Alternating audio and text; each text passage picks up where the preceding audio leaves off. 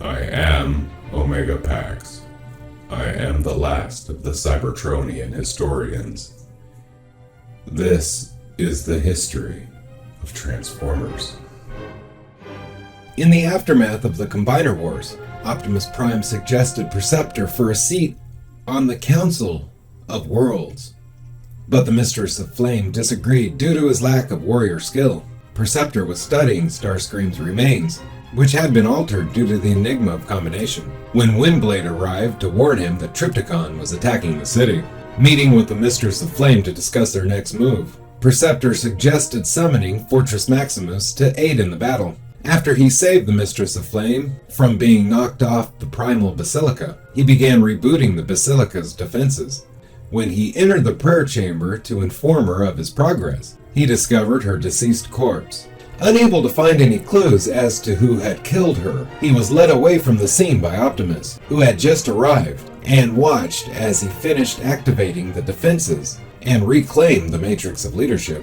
However, Perceptor was caught off guard when Optimus said he would be the one to carry the Matrix in order to keep it safe from Trypticon.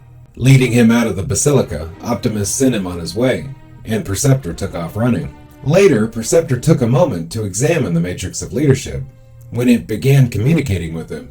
Despite some reluctance to follow its instructions, Perceptor ran back towards the battlefield and used the Matrix to get the attention of Trypticon, who swallowed both Perceptor and the Matrix.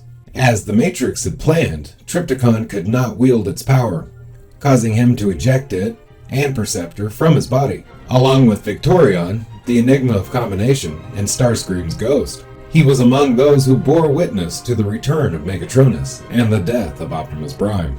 Despite some serious misgivings, he reluctantly agreed to follow Megatron in hopes of stopping Megatronus. Still feeling a debt of responsibility to the fallen Optimus, Perceptor followed Megatron to the Primal Swamp to search for the Requiem Blaster. He was skeptical of the Decepticon leader's ability to read the ancient book of Second Promises, but didn't have much time to ponder this before being attacked by the Dinobots. He attempted to remind Grimlock of their shared history, but Grimlock remained distrustful and attempted to drown Perceptor in a swamp. Windblade and Victorion eventually freed him, but they all found themselves now faced with an angry Volcanicus. He briefly attempted to distract the Combiner to allow Windblade and Victorion a surprise attack, but it ultimately proved fruitless, and they were interrupted by Predaking shortly after. Perceptor attempted to divert Predaking from Victorion, with the promise of the Enigma of Combination, giving the others a chance to strike. Victorion picked him up and carried him a significant distance before they all ran into Megatron again, watching him enter a strange dome. While waiting for Megatron to emerge, Perceptor again tried to divert Predaking from attacking Victorion, even striking him in a sensitive circuit cluster, but was easily dispatched. He recovered as Megatron emerged with the blaster in hand.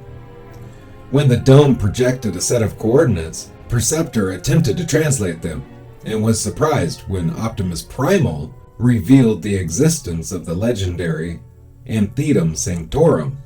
Traveling to Cataclysm Tundra, Perceptor finally deciphered the coordinates, revealing the Sanctorum's hidden entrance. Accessing the information terminal, Perceptor pulled up a log regarding the Requiem Blaster and began searching the database for information on Megatron's plans, only to be interrupted by the arrival of Overlord and Rodimus Kron. Mostly staying out of harm's way, Perceptor grabbed the Requiem Blaster and threatened Overlord with it, giving Megatron a chance to escape his opponent's clutches, only to lose his grasp on it when Rodimus threw Megatron into him. Perceptor continued trying to conduct research in the midst of battle, only to be horrified as Windblade's limp body came crashing down next to him. In the battle's aftermath, Perceptor revealed that most of the Sanctorum's data had been destroyed during the fight, though he managed to save a fraction. That fraction proved invaluable, as it revealed critical clues about Megatronus' plan and the location of the Well of Sparks. Determined to see things through to the end, Perceptor stood in support of Megatron as they headed for the well. Perceptor used the data he had gathered to guide the others through the labyrinth of tunnels. lest they become lost for millions of years. When Megatronus's weapon began to take effect, Perceptor observed the effect it was having on the surrounding populace, but pressed on regardless.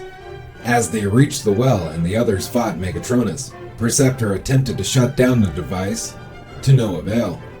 He was left awestruck by the sight of Solus Prime's return, but this left him vulnerable as Megatronus soaked him in flames like the others. The flames eventually receded and Perceptor recovered, standing aside as the others attacked Megatronus's device. When Primal pulled the Matrix free and it began glowing, Perceptor recognized it had chosen him, and watched in awe as he was transformed into Optimal Optimus. As the new Prime battled the Unicron-controlled Rodimus, Perceptor and the others lunged at Megatronus to prevent him from regaining the Enigma and Blaster. Seeing an opportunity, Perceptor ordered Optimal to remove the Matrix of Chaos from Rodimus, freeing him from Unicron's control. When Megatron sacrificed himself to destroy the Matrix of Chaos, he found no remaining trace of either one afterwards, mourning his loss before immediately celebrating the return of Optimus Prime. In the aftermath, the Enigma of Combination and the Requiem Blaster are left in Perceptor's care, and he takes to both studying and guarding them in his lab.